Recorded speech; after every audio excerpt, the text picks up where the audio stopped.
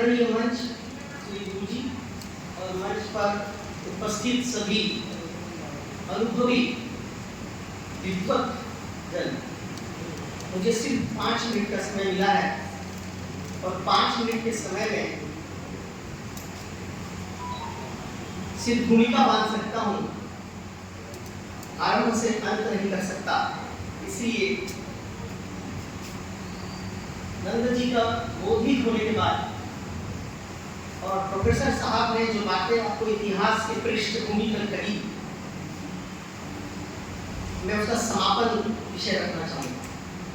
यहाँ बैठे सभी वो सिंधी समाज के, संबलपुर के और फैकल्टीज, टीचर्स, जो लोग इस देश को प्रेम करते हैं, इस देश के लिए कुछ कर गुजरने की तमन्ना रखते हैं, कुछ सुनने आए हैं, कुछ सुनाने आए हैं और सुनने के बाद कुछ करने का मन बनाकर जो लोग यहाँ उपस्थित हैं इस देश के लिए, मैं सिर्फ उन लोगों से बात करूँगा। मेरी बात को सुनकर कोई राजनीतिक अर्थ न निकाला जाए, और जिन्हें वो अर्थ निकालना है कृपया उससे जाकर मिलिए जो कहता है हिंदू हिंसक है।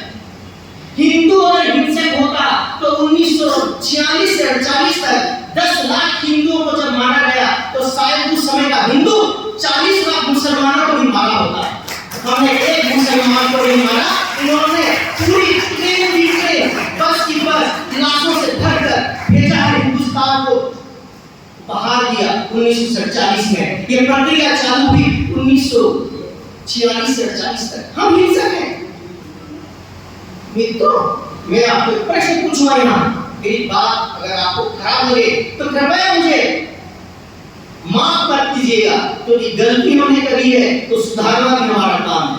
मेरा प्रश्न है आपसे, मैं कहूँ इन सब लोगों को कि यह देश फिर से विभाजित होने वाला है, फिर टुकड़ा टुकड़ा में बंटने वाला है, क्या आप मेरी बात को स्वीकार करेंगे या विरोध करेंगे? आप सब गलत है ऐसा।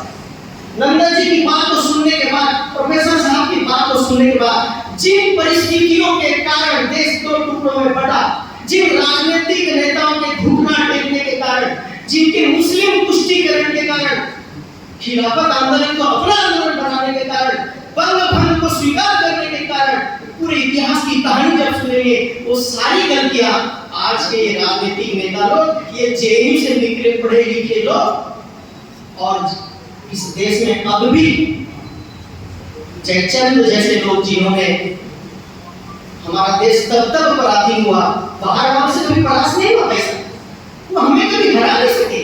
हमारा आदमी जब जाके उनके साथ मिलता था तो हम हारे, अपनों से हारे हैं, उनसे नहीं हारे। आज भी क्या हमारे देश में ऐसे जयचंद जैसे लोग उनका साथ नहीं दे रहे? आपके बांग्लादेश में जो हुआ सब चुपके बैठे साथ हैं, ये टुकड़े टुकड़े गैंग वाले क्यों कुछ नहीं बोल रहे? हिंदू हिंसक है। अरे आपका तो आरक्षण से चालू हुआ था ना आंदोलन, हिंदू क्यों मार रहे हो? क्योंकि इनका उद्देश्य वही है कि पूरी एक दुनिया में कॉन्स्पिरेसी चल रही है जिसके पीछे चाइना, ये अमेरिका और ये मुस्लिम कंट्रीज हैं, जिसे हमें अभी समझ नहीं आ रही है क्योंकि हमारी बुद्धि मंद हो गई। हम व्यापार में लगे हुए हैं, हम पढ़ाने में लगे हुए हैं, हमारे बच्चे को आगे बढ़ाने में लगे हुए हैं। मेरा एक बेटा होना चाहिए, 2 बेटा होना चाहिए, आईआईटी करेगा, आईआईएम करेगा, हम उसमें लगे हुए हैं और वो जनसंख्या में बढ़ाने में लगे। कहाँ है हम? वही परिस्थिति आज पैदा है जिसके कारण ये देश का टुकड़ा हुआ। आपके देश में, आपके बंगाल में आप वोट नहीं डाल पा रहे, और क्या चाहिए? फिर भी समझ नहीं आ रही।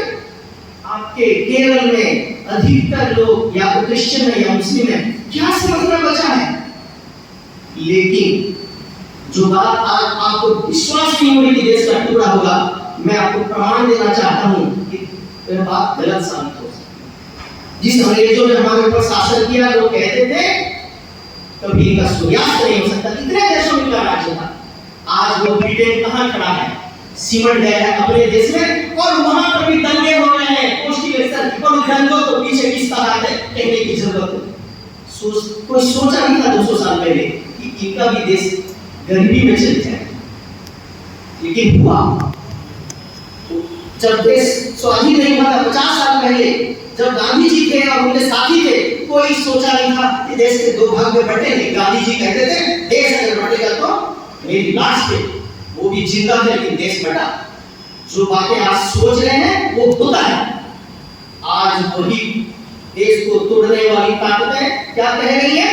ये जो जनजाति है, वनवासी है, हिंदू नहीं है, ये दक्षिण भारत, ये उत्तर भारत के लोग अलग हैं, आगे भी बाहर से आए हैं। यही सारे विमर्श, यही सारे आइडिया, टू नेशन थ्योरी, ये सारा वो लोग चालू करते हैं और उसका विरोध हम नहीं कर पाते क्योंकि हम अपने में मस्त हैं, मैं अपने परिवार में मस्त हूँ, मैं व्यापार में मस्त हूँ, मुझे किसी की चिंता नहीं है। मेरी बहन बेटे के साथ में बहुत अच्छे से खर्च करूँगा, कसौटिया स्कूल, मेरा बच्चा अच्छी से अच्छी स्कूल में, इंग्लिश स्कूल में, कॉन्वेंट में पढ़ना चाहिए, कसौटिया स्कूल, मुझे चिंता नहीं है चीजों की। उस समय भी ऐसे ही हिंदू लोग रहे होंगे, ऐसे ही सिंधी लोग रहे होंगे, ऐसे ही सनातनी रहे होंगे, ऐसे ही भारतीय रहे होंगे और ऐसे ही धोखेबाज